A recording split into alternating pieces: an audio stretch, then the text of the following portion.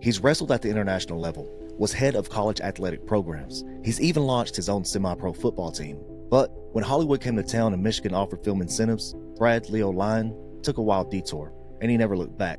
He's now produced over 50 indie films and series, written and directed cult horror comedies like Little Creeps, Monsters on Main Street, and Thursday the 12th. And now he's launched his own streaming platform, the BStream, built specifically for fans of uncensored horror and B-movie chaos. No studios, no gatekeepers, just hustle, genre love, and full creative control. This is the story of Brad Leo Lyon. This is Creators of Fear, the show where I sit down with the twisted minds behind your favorite nightmares, and we get behind-the-scenes look into the industry. I'm your host, Rainey Stover, content creator, storyteller, and horror junkie.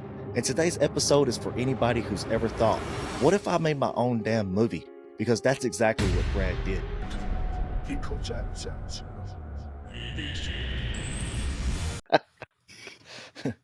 Hey, Brad, glad to have you, man. My pleasure to be here. I would say Appreciate on what it. show, but have we decided on the official name yet? I think we're going to stick with Creators of Fear, man. I presented our, what was it you said? Randy Stovers presents Creators of Fear. That's what I'm going with right there.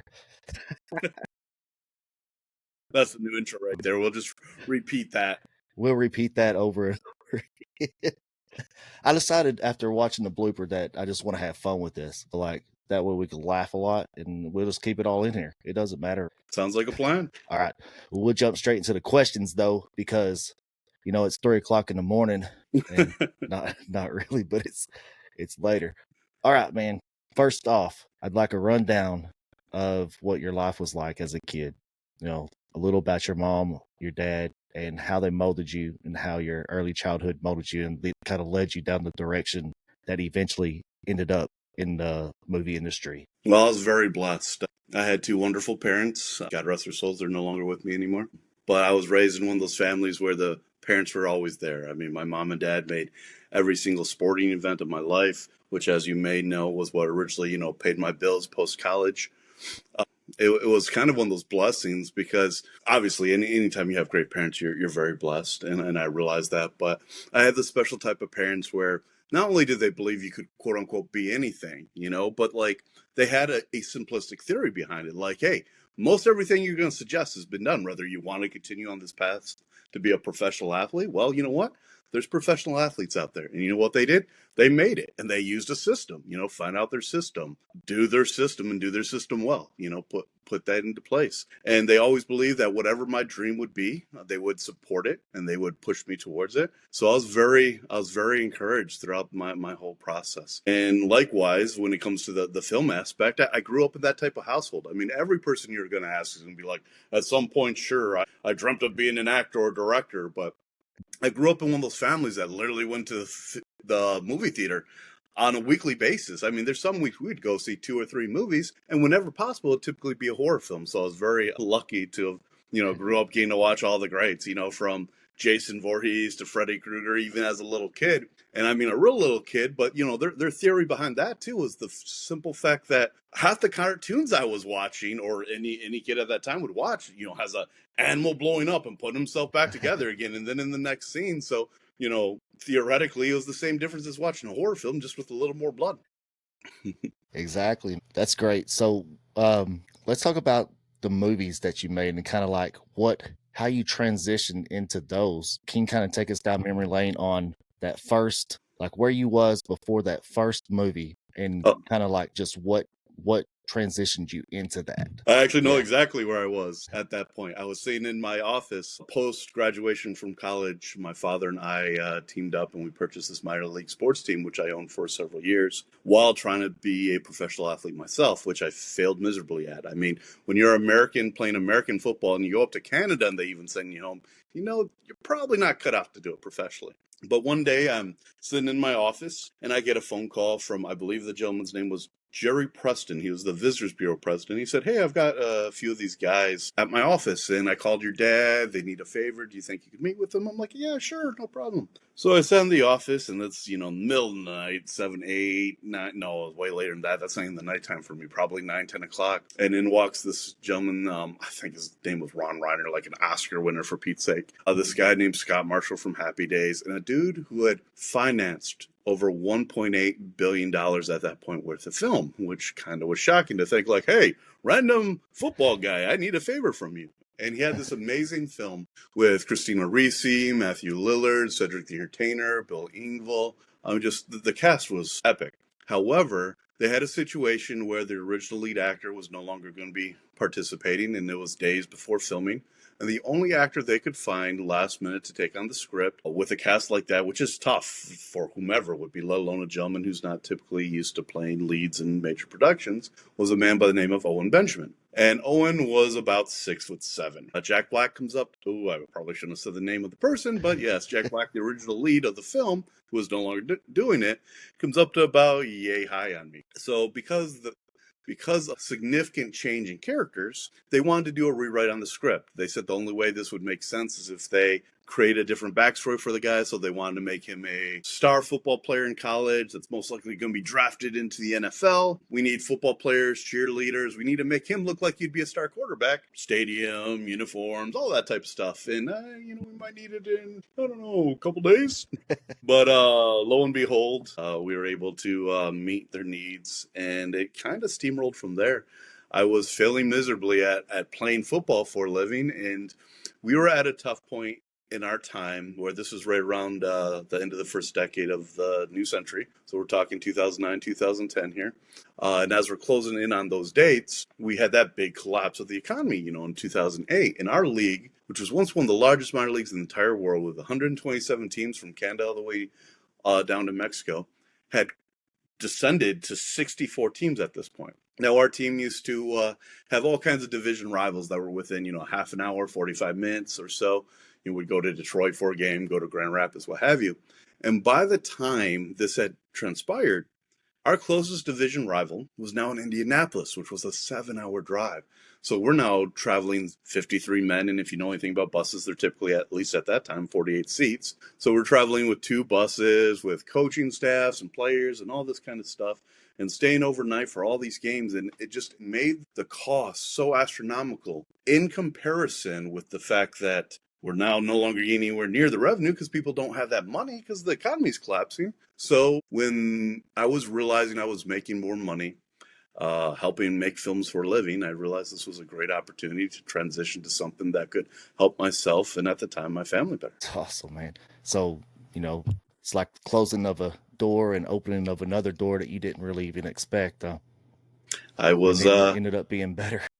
Was gifted something that I was very thankful for and remain thankful to this day. I loved both things a great deal, but creating movie magic and directing or producing a movie in which you have this vision and have this world in your mind and you get to bring it to life and see that happen before you while employing people, it's a special moment. Do you remember the moment where you was like, okay, I can do this, like I can be successful making movies? Well, I'm going to go back to your first question. I have a giant ego. It's probably why I failed at football, honestly.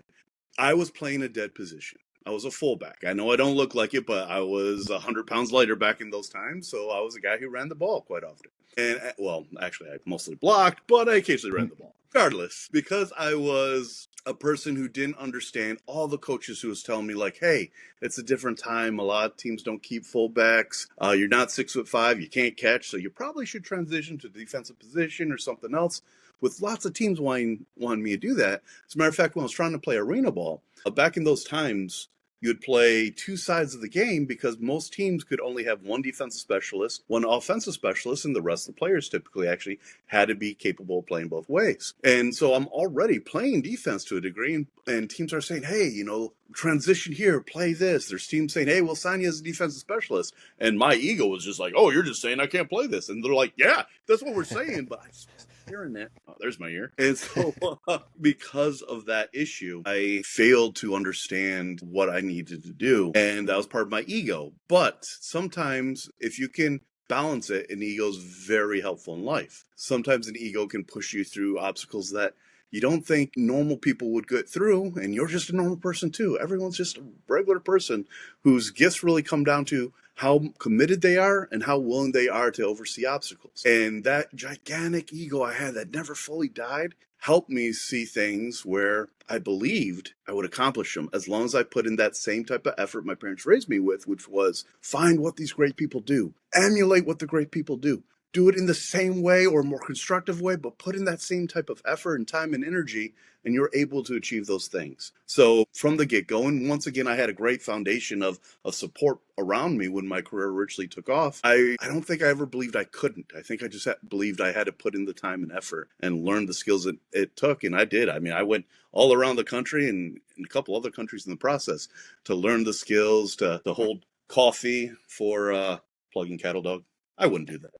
I am not the type of guy to Shameless plug. Yeah. Who would ever do that? Plug all you want, man. Plug all you want. Okay, let me put on some lotion real quick from everyone. So we're going deep here. Yeah, I'm just There kidding. you go. Just kidding. I am thirsty though. I wouldn't just like shamelessly, plug a beer from Wild Sun Brewing. Probably There we go. into my cup. I think, how many different brands is that right there? 3 or 4? Oh, You just gosh, held up. I don't know. I wouldn't count that. My hair looks messy though. Let me just put on a hat. Hey, I expect that hat in the mail. I got you. I tell you, I give you my address. Probably shouldn't do it over the camera though. Yeah, probably not. All right. So you knew that you was going to be successful because ego. Yes. There's no way that you're going to fail at this. You went all around the country. You're gathering the information you need in order to become successful. So you have to treat it like you would, let's say, a sport. If you're a football player, what do? You have to go into the gym. You have to lift every day. You have to do your bench presses, do your squats, do all the agility things that every different coach from different teams think you should be doing, because every single one has a different system. And trust me, I got cut by a lot of teams. I learned a lot of systems. And that's the same thing you really got to do. Whether you're an actor or a director, you have to put that time in the gym. The gym's just different. Like for an actor, it's acting classes. For a director, it's literally going out there and shadowing great directors or taking, classes, but not just about directing. You have to learn and understand and appreciate how to paint in light. You have to learn motivated camera movement. You have to understand what the term motivated camera movement means. It doesn't just mean someone's walking, let's follow them with our little camera. No. It means have a reason that camera is pushing, that it's making this moment so dramatic because it means something, like these words. There you go. So you go out, you do all that. At some point, you had to bump into a wall and learn a big lesson. All right. I want to think about what that was, that first big lesson you learned. And let's kind of bring that to the people so that way maybe they can learn something from your mistake. Shucks, there's been so many. There really has. There's not a singular gigantic moment. There's actually a recent one with the BStream. I'll tell you guys about that in a second. But there was a couple different instances. I know right off the bat one pops up because one of my most well-known films, which happened way earlier in my career, was this film called Little Creeps. Little Creeps, first and foremost, I wasn't planning on directing. That got thrown in my lap, and that's a whole nother story. But we had lined up this amazing movie. We were pumped. We'd done all the pre-production. We'd done everything right. We had storyboarded. We had great shot lists. We had scouted so many locations. I mean, we found what we thought was the most ideal location possible for a horror film. We found a real life, so this movie was set on college campus. We found a college campus built on top of a catacombs right next to a coffin factory in the cemetery. I'm not exaggerating. This was a real place, a real college campus. We found the spot. Like, we put that kind of work into it. So everything was just like going days into production, just 5, 6, 7 days. Like, we were so fired up to produce this film. And I'd done so much work and created so many backups for every backup plan that could go wrong. I felt confident. And then like a meteorite that you can't prepare for just smashes down on you. One of the things you learn professionally in the game when you are doing contracts and negotiating with bigger stars, you find out that there's different things called holdover contracts. And you don't know that until you find out the wrong way. Our original lead actor was Lee Ehrenberg, Pinto from Pirates of the Caribbean, super talented guy. But he got caught on a holdover contract from Once Upon a Time. So literally 2 days before filming, he's calling me up, how can we push this? But the problem is, we're a small production. And I already had an entire crew and a cast at hotels, had flown them in there, was in the city, and I don't want to call it in the middle of nowhere, but not like in the heartbed of LA or somewhere where like you're in the industry and you can make things happen, just send people back to their houses. I mean, heck, we couldn't even get to an airport for an hour drive. So with that being the case, we had to move forward. So suddenly I've got 2 days to cast a lead, just kind of like that movie that originally got me started. And if that wasn't a burdensome enough, as I'm going through the process, and half my actors, I had some wonderful actors, God rest their souls in some of the cases, like Robert Zadar, who passed away, who was helping make phone calls and finding me actors who could be available for the entire duration of a shoot right then and leave their house. In that process, we get another phone call. And I won't go into who it was, but there was a company, a special effects company that was going to come. We had all these plans for, at one point, great animatronics and all these other plans for these amazing prosthetics and just wonderful special effects that we'd spend a good amount of time collaborating with and going back and forth. And I get a phone call and they're like, "Hey, Brad, just to let you know, we're not coming." I'm like, "Wait, what?" They actually said some other words and then I said some other words back to them. But they let me know a big project hired them and they realized they were screwing me for the most part. Not in those exact words. They did try and put some blame, deflect onto us, gaslight a little bit. But they just felt bad. But they had this huge opportunity and they wanted me to just go screw off and take it. So they did. But my problem is, suddenly I don't have my little creatures for a movie called Little Creeps that was inspired by guys like Charles Band, who made, Puppet Masters. They weren't supposed to be humans inside a costume. They were supposed to be these special monsters. So we now didn't have special effects. We're in the middle of, once again, not nowhere, just nowhere for the film industry. The film industry wasn't prevalent right where we were filming. So, I mean, I'm literally going to Craigslist and finding a special effects artist. No exaggeration. I go through this nightmare of a process. And I won't be derogatory to another person, at least on air. But now we had to create this whole other concept of how we were going to make these little people, these little monsters, and pardon the term, but I wound up thinking little people. So we dug around trying to find, our smallest people we could. The smallest actress we had through all of our auditions, and we had literally thousands of auditions over the course of putting this film together, we hired to come out and be one of them. We called the manager of one of our actors who happened to be under 5 foot. He was 4'6". We had him come out. He drove from another state. We had supposedly other people coming that also didn't wind up being able to come, which left me more burden. And then we had 2 people on set for something where I needed 5. And the best idea I could come up with, going and knocking on all the doors of the campus that we're filming in. And I lined all of the students up that were willing to come out into the parking lot, which was pretty much all the students. And I asked them comically, "Hey, could you guys get in line by height?" And they did. Hundreds upon hundreds of college students were lining up. And finally I come up to the one at the very, very end, the shortest one. I'm like, "Hey, how would you like to be in a movie?" And this person was like, "Yeah." I'm like, "How would you like to, I don't know, fail your college semester?" And she's like, "Yeah." I'm like, "Oh, welcome to Hollywood. You're now part of our cast." And so all the things could go wrong. And when I talk about Little Creeps, I sometimes talk about it in a bad derogatory fashion because it wasn't the movie I went out to make, but I also talk about it with a lot of love because somehow, despite everything going wrong, as long as you keep walking forward, you take whatever's thrown at you and you just walk through it, around it, over it, under it, whatever it takes, you just keep going, you can get to the finish line. And that's what we did, despite even more things happening during production, even to the point where at one point we had to come back and shoot more footage later. We somehow managed to get that movie done. Now, it wasn't the movie I set out to make, and it definitely feels a lot more like Trolls 2 than it would, an Oscar-winning film, or even just simply like a Puppet Masters might have inspired it. But it got done, and I am proud that we accomplished it. I'm very thankful. It was a heck of a journey, but it came to fruition. Hey, you only fail if you quit. I mean, Amen. right. So we talk about horror. So tell me, what makes a horror movie scary? So first and foremost, here comes down to the individual. So when you go into making a horror film, you have to know right off the bat, you can't scare everybody. Some people, they just don't scare to something in front of their face on a screen. Some people scare a different way with jump scares. Some people scare with tension. The biggest thing to understand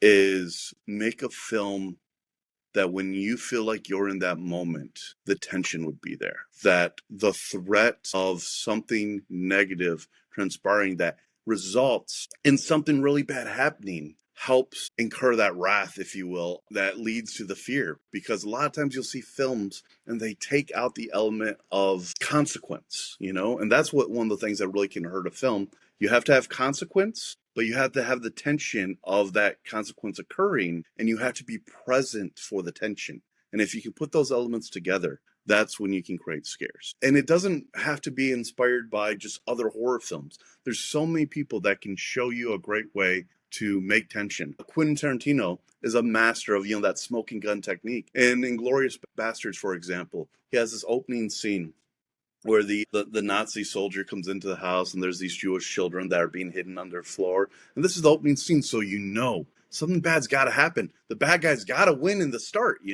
So no matter what, you feel the tension. Somehow he's going to find out about these kids. So the entire time there's conversation that's taking place, the tension's building and building. And that is what helps create great horror, because there has to be the tension of the threat being present and something absolutely horrible happening, which is children being harmed. It was such a great scene, but it's a masterclass in really understanding how horror can scare you, and it doesn't just require you to go out of nowhere. It really comes down to making people feel the threat. Yeah, more than just cheap jump scares. All right, now I got a question from the people. It says, how do I get people to actually watch I like the people. my indie horror movie? There you go. Yeah, the people, they have good questions. Good question. Good questions. First and foremost, make a good movie. Yeah, there you go. That's not easy. Understand. You've got to make 100 movies, just like you have to make 100 scripts before you realize how to make a good one. You have to learn the craft. You have to realize you're not just telling your story. I think a lot of people want to sound like such cool artists that they're like, you have to tell your story and be passionate about your story and don't worry about anyone else. And you know what? That's a lie. If you just tell your own story and you write it just for yourself and you have you as the audience, you're the only audience. You have to take into consideration how so many other people would react and listen and hear and how they'd feel. You have to be willing to be a people watcher, not just a people leader and talker. A lot of directors don't understand that one of the biggest faults we have is we just want to yap, but you don't learn when you're yapping. You don't learn when you're talking. So if you don't know how to listen and hear people, you're not going to know how to talk to people. And that's so important, because a movie's a voice. You're telling a story. And you're taking them on a journey. And if you don't know how other people listen, they're not going to listen to your voice. So make a movie that's not just for you. Make a movie that people will want to listen to and watch, and not just you. Understand that no matter what, no one else is within your head. They can't see your vision. You are working and striving to explain the vision, but a movie has to be collaborative. It really does. You have to understand that they can't understand you, so do your best to understand each other, to come as close to possible to merging what you picture, but also know your picture might not be perfection. And the excitement of the team around you, of concepts and ideas they might have, might add to it. And I know it feels like we're a little off topic, because you're like, no, I get that, but I want to know the marketing. This is part of the marketing. Because when you have something that speaks to so many people, it is far easier to spread the word. And I don't mean from the grassroots standpoint. I mean from literally marketing the film. And you can market the film sometimes from the grassroots, and sometimes it's from buying advertisements and going out there and buying classic print ads. Or I'm big on cinema roadshows, because I don't have $50 million typically to advertise a movie. Also, one of the great things that we like to do from our cinematic roadshows is when we book theaters and book venues, we go where they're at. And we provide real interviews, and we set them up in advance. We call up radio stations, we call up TV stations, we contact all these places to provide free attention to the film, free interviews for them that creates free publicity for your film, and it'll get people in those seats. And you have to understand the windows, because if you just instantly send it to, AVOD, advertising video on demand, not many people are buying the Blu-ray and DVD, my friend, and we still need those dollars. And they're not going to come that often to your theater if you put it out there for free on Tubi before you even did theater tickets. So you have to understand how the windows go. You got to go to the theaters first. Then you go video on demand, what's called TVOD, transactional video on demand, eventually going to home video, and then finally going to streaming at the end. In each window, advertising specifically for that window, knowing that when you're doing theaters, you need to market that market. And don't go from one town to the other side of the country, because guess what? The other side of that country didn't hear what's going on in this little town. So if you're in one city, let's use Florida for example. Don't go from Jacksonville, Florida, and have your next stop be Chicago, Illinois. But if you go from Jacksonville, Florida, and then market to Savannah, Georgia, an hour and a half up the road, or market to Orlando, whatever that winds up being, I don't know, hour and a half from there, going down to Fort Lauderdale, or going across the state to Tampa, there's possibilities that your initial marketing has already reached some of those ears. So when you're marketing in the next area, whether it's with your social media marketing, purchased ads, the radio and TV stuff that you might do, those free interviews that you gave them so that people would hear about your film, when they overlap, you have a chance to create word of mouth where people will hear about it and the marketing will overlap. And then those next people will potentially show up to your next screening. So make sure you do a cinematic roadshow in a manner that your marketing will continually overlap. And then progress to understand that VOD, you have to do those target VODs where you get the most money, transactional VOD before you go home video, before you go streaming, because you're going to make more money on transaction. It's a little tougher now. I know Amazon's changed the way they've done things. There's this company called the BStream that I've heard of. We do TVOD. Reach out to companies that do TVOD and try and push your marketing to TVOD where you're going to make the most money initially, then do home video, and finally release on streaming. Man, there's so much gold right there. If anybody wants to really market their movie, they need to go back and watch that again. That is just so much gold right there. All right, man. Fun part now. I want to talk about the BStream. I want you to tell me what motivated you for it, and how it's different than any other streaming service. Well, I am a guy who, first of all, loves B movies. Now, a B movie, for those that really aren't familiar with the term, it was coined way before I was around. It was a terminology that actually went all the way back to Westerns in the 20s and 30s. But the biggest terminology really started hitting, really became part of our culture when theaters used to do double billed movies. So a lot of people don't realize, way before what we're used to, you used to get two movies and sometimes added entertainment when you went to the theater. You'd get this one big budget movie, like a big Marvel movie, if you will. And then you get a lower budget movie that was paired with it, often referred to as the B movie. Now, as life moved forward and theaters started doing the singular movies, and I could get into the whole aspect of that, but if you want to learn more about that, just go to bestream.com, click the About button, and under the About, I give you the whole timeline and explanation. But as you go through history, suddenly it's just drive-ins doing that. And now they're the only ones doing the double features, the handful of drive-ins still today. But that moved into other areas of film come the late 70s, early 80s, where now all of a sudden you're referencing all these movies that sometimes were coming out on home video on VHS before, or when they weren't even hitting theaters, So you had all these films that, maybe they were a TV movie, or they came out only on VHS, or they just didn't really hear about them until suddenly you're pulling them off the shelf. And these started becoming the new B movie, the new terminology. And that just became part of our culture where they were great movies, oftentimes not restricted by, major studios, because you have 18 executives trying to save their jobs and trying to figure out how to make sure they make money, that sometimes the creativity comes all the way out. So because of that, you really fall in love with these films where they can take a risk, because it's so much easier when you don't have all these bosses above your head and you can really just go for it and have these beautiful, passionate films. And so I love those films. But as a filmmaker, especially a guy who makes a lot of horror films and horror comedy films and who's inspired by guys like Warren Zide, who created like the American Pie movies, those type of people create these great films that took these risks and would make jokes that are sometimes raunchy or have horror scenes that were just a little too graphic or bloody.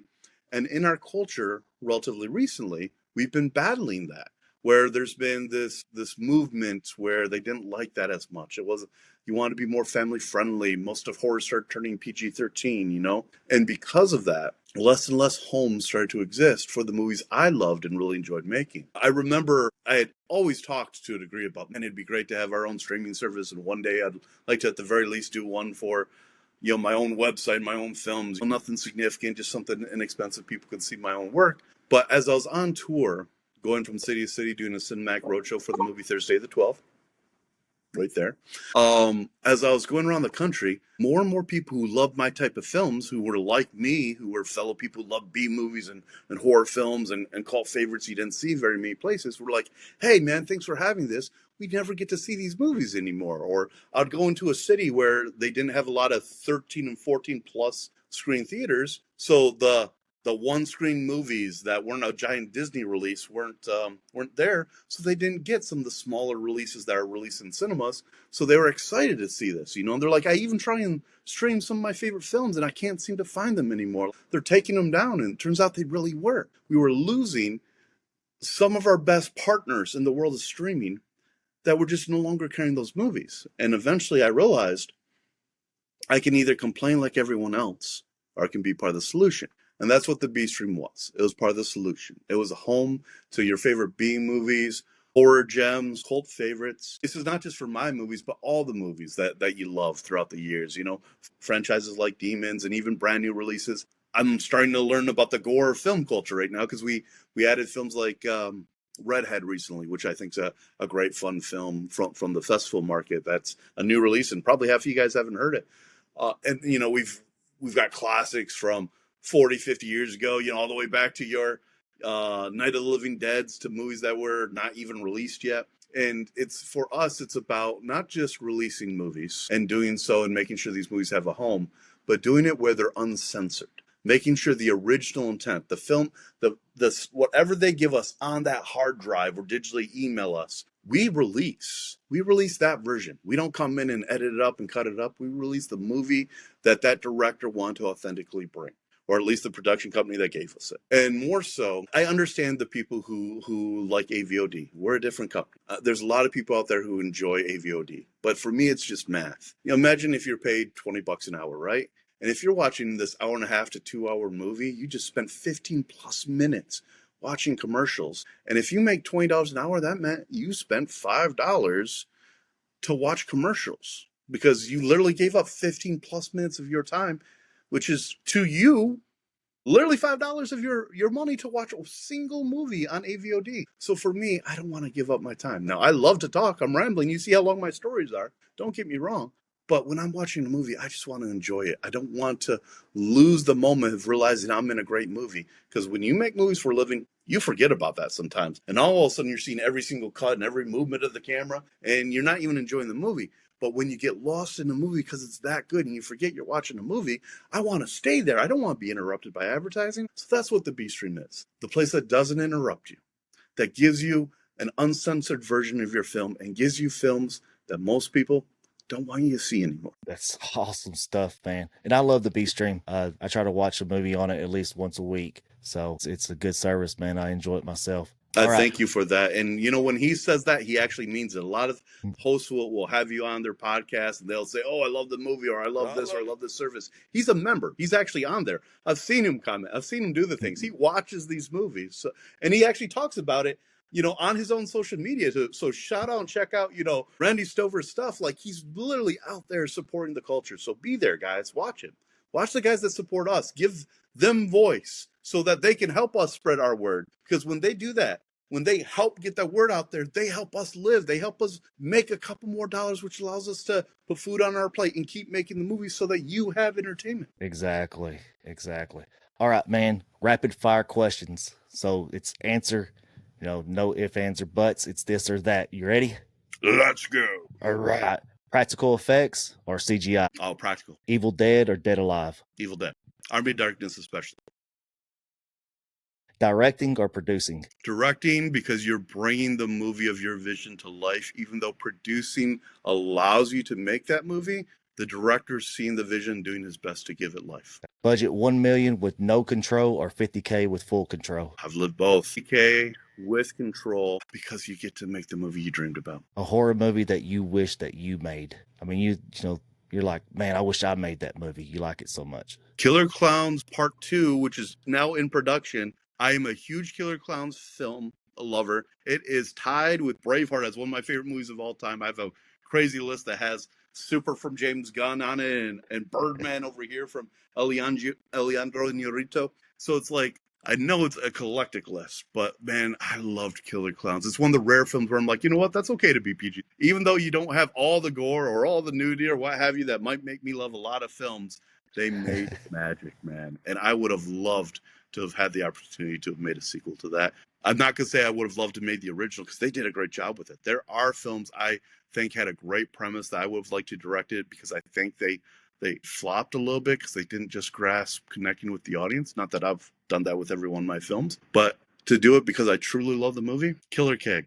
Or oops, that's one of mine. Killer Clowns from Outer Space. Was that a shameless plug? Yes, Another shameless plug there, man. All right. Hey, now it's time. Now it's time for the shameless plugs. Where can people find you, man? So of course the BStream's real easy to find. The BStream.com. You can pick up your phone. Notice there's no logo visible, so they didn't, pay me for this. You can pick up your phone, go to your Apple Store or your Google Play on Android, download the app. Of course, you can find me online. My personal name is my personal website. It's bradleolyon.com. You can go straight there and find all my social media links, but those are pretty easy to find too. It's typically Brad Leo Lyon, or I think like on Instagram, I'm the real Brad Lyon. There you go. All right. It's Creators of Fear. I'm Randy Stover. Subscribe, leave a rating, and I'll see you next week.